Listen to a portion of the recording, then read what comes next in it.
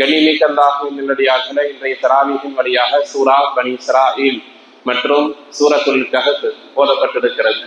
இந்த 2 அத்தியாயங்கள், அதில் சொல்லப்படக்கூடிய படிப்பினைகள் என்று பார்க்கிற பொழுது அதனுடைய பட்டியல் மிக நீளமாக செல்லும். நிறைய விஷயங்கள் படிப்பினைக்கான சமகால நிகழ்வுகளுக்கு ஒப்பாக இருக்கக்கூடிய ஏராளமான படிப்பினைகள் நமக்கு மத்தியில் இருக்கிறது. கண்ணியமிக்கவர்களே, அல்லாஹு ஜல்ல ஷானஹு தஆலா இதில் இந்த சூரா கஹஃபிலும் சரி, அதே போல அதற்கு முன்னால் இருக்கக்கூடிய பனி இஸ்ராயீல் என்கிற பெயரில் இருக்கக்கூடிய அந்த அத்தியாயமும் சரி, இரண்டிலும் 2 முரண்பட்ட துருவங்களை பேசியிருக்கிறார். அதை மட்டும் நான் உங்களுடைய கவனத்திற்கு கொண்டு வந்து ஒரு படிப்பினையை சொல்லி நான் நிறைவு செய்கிறேன். முதல்ல பனி இஸ்ராயீல். பனு இஸ்ராயீல் என்பது இந்த 15வது ஜுஸினுடைய ஆரம்பம். சுப்ஹானல்லதி அஸ்ரா பி அப்திஹி என்று அல்லாஹ் ஆரம்பிக்கக்கூடிய அந்த அத்தியாயத்திற்கு பெயர் பனி இஸ்ராயீல். பனி இஸ்ராயீல்கள் என்றால் யார் என்பது நமக்கு ஓரளவுக்கு தெரிந்திருக்கக்கூடிய விஷயம். நம்முடைய கவனத்திற்காக ஒரு சில செய்திகள். பனி இஸ்ரவேலர்கள் என்பவர்கள் இந்த உலகத்தில் அனுப்பப்பட்ட நபிமார்களுடைய கூட்டத்தினர்களிலிருந்தும் ஒரு கூட்டத்தினர்கள். அவர்களுக்கு இந்த துன்யாவில் ஏராளமான சிறப்புகள் இருக்கிறது. அந்த பனு இஸ்ரவேலர்களுடைய கூட்டத்தில் அல்லாஹ் நிறைய நபிமார்களை அனுப்பியிருக்கிறார். அவர்களுக்கு மட்டும்தான் இந்த துன்யாவில் தோன்றிய மக்களிலேயே சுவர்க்கத்திலிருந்து நேரடியாக உணவு கொடுக்கப்பட்டது. கடல் பிளந்ததும் அவர்களுக்காகத்தான்.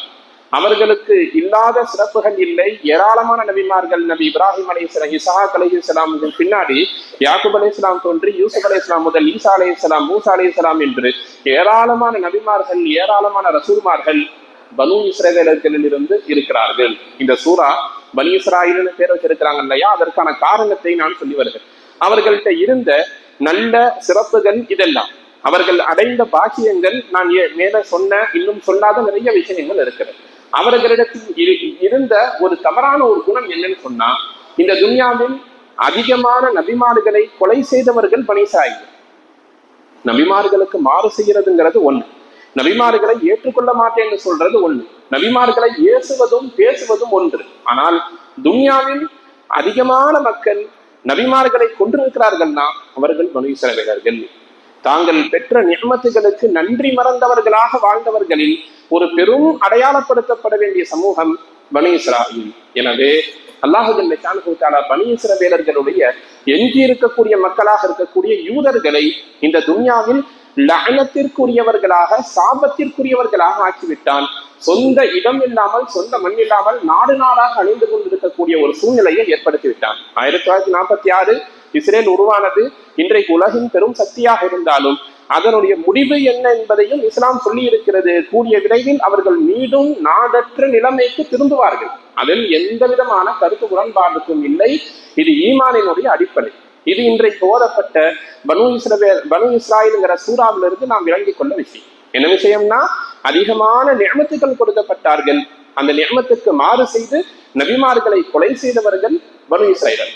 அப்படியே இதற்கு நேர் எதிரான இன்னொரு முரண்பாட்டை நாம் பார்க்கிறோம். நாய்.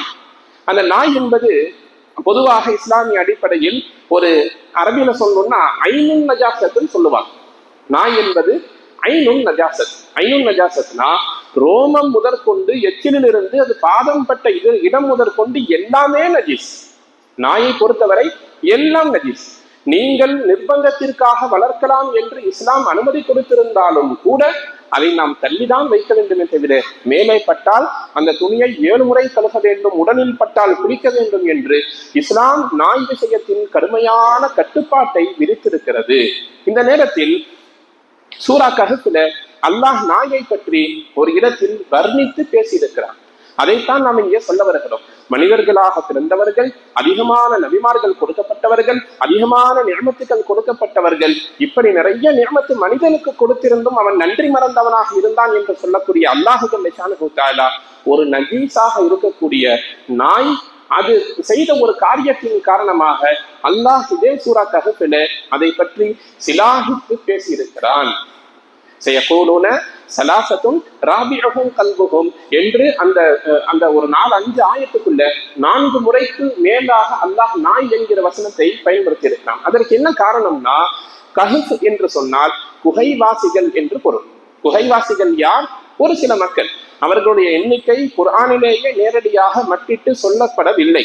அவர்கள் தங்களுடைய ஈமானை காப்பாற்றிக் கொள்வதற்காக, அல்லாஹின் மீதான ஈமானை காப்பாற்றிக் கொள்வதற்காக வேண்டி நாட்டை விட்டு ஹிஜ்ரத் செய்து வெளியே வந்து ஒரு குகைக்குள்ளால் போய் அவர்கள் தங்கிக் கொண்டார்கள். அல்லாஹ் நேரடியாக அவர்களை பாதுகாத்தான். இதுதான் கஹ்ஃபுவாசிகளுடைய சுருக்கமான ஒரு வரலாறு. தன்னுடைய ஈமானை பாதுகாத்துக் கொள்வதற்காக பயணம் செய்த மக்களோடு தன்னுடைய தொடர்பை ஏற்படுத்தி கொண்ட காரணத்தினால் அந்த நாய் திருக்குர்ஆனில் சிலாகித்து பேசப்பட்டிருக்கிறது. இவ்வளவுதான் செய்தி. அது நாய், அது நஜீஸாக இருந்தாலும் கூட அதனுடைய சேர்க்கை, அதனுடைய சுஹபத், அது யாரோடு சேர்ந்து இருந்தது என்பதை கவனிப்பதை கொண்டு அல்லாஹ் ஜல்ல ஷானுஹு தஆலா அதற்கும் ஒரு கண்ணியத்தை கொடுத்திருக்கிறார். இல்லாவிட்டால் அந்த ஆயத்துல நாயை பற்றி பேச வேண்டிய அவசியம் இல்லை. அல்லாஹ் என்ன சொல்லுவான்னா, தனது 2 முன்னங்கால்களை விரித்து அது அமர்ந்திருக்கிறது என்று அதனுடைய வர்ணனையை பற்றி அழகாக சூறாக்காக சொல்லுவான். இது சொல்லக்கூடிய ஒரே படிப்பினை என்னன்னா, ஒரு பொருள் நஜீஸாக இருந்தாலும் கூட இறைவனுடைய நேசத்தை பெற்ற மக்களோடு சேர்ந்திருப்பதன் காரணமாக அது சிறப்பை பெறுகிறது. எனவே நீங்கள் யாரோடு சேர்ந்திருக்கிறீர்கள் என்பதை பொறுத்துத்தான் நீங்கள் பனு இஸ்ரவேலர்களை போல ஆகப் போகிறீர்களா அல்லது இறைவனின் நேசத்தை பெற்றுக்கொள்ளப் போகிறீர்களா என்பதை நீங்கள் முடிவு செய்து கொள்ள வேண்டும். நபி ஸல்லல்லாஹு அலைஹி வஸல்லம் அவர்கள் பேசுகிற பொழுது சொல்லுவாங்க, அல் மர்உ மஅ மன் அஹப்ப. யாரை ஒரு மனிதன் நேசிக்கிறானோ அவரோடுதான் மறுமையில் இருப்பான். உங்களுடைய ஆசையும் உங்களுடைய நேசமும் காசு, பணம், பொருளாதாரம் என்றோ அல்லது மனைவி மக்கள் என்றோ மண் பொன் என்று துன்யாவை சார்ந்ததாக இருந்தால் நாளைக்கு மறுமையில் அந்த துன்யாவோடு தான் நீங்கள் சேர்ந்திருப்பீர்கள். சபிக்கப்பட்ட மக்களாகத்தான் இருப்பீர்கள்.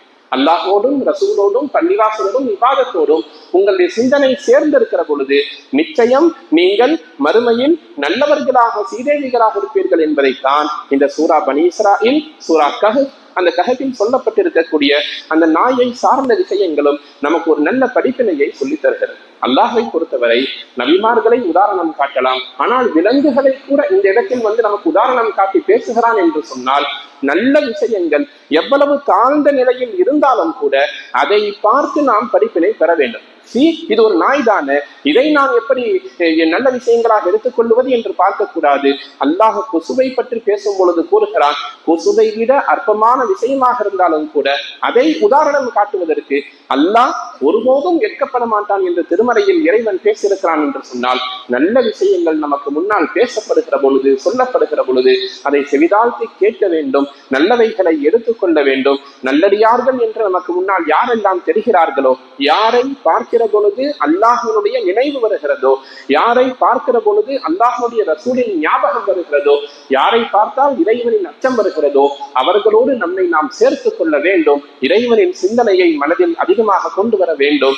இறைவனை நேசிக்க வேண்டும், அல்லாஹ்வின் ரசூலை நேசிக்க வேண்டும், இறைவனுடைய இபாதத்துகளின் மீது ஆர்வம் கொள்ள வேண்டும். அப்படி இருக்கிற பொழுது அல் மர்உ மஅ மன் அஹப்ப, மனிதன் நேசிக்கிறவர்களோடு நாளை மறுமையில் இருப்பான் என்கிற ஹதீஸின் அடிப்படையில் நாளை மறுமையில் நாம் அல்லாஹோடும் ரசூலோடும் நல்லடியார்களோடும் குர்ஆனோடும் ஹதீஸோடும் இருக்க முடியும். அல்லாஹ் ஜல்ல ஷானுஹு தஆலா அத்தகைய நல்லதொரு பாக்கியத்தை நம் அனைவருக்கும் தந்த நல்லொரு புரிவானாக. வாஹிரு தஅவானா அனில் ஹம்துலில்லாஹி ரப்பில் ஆலமீன்.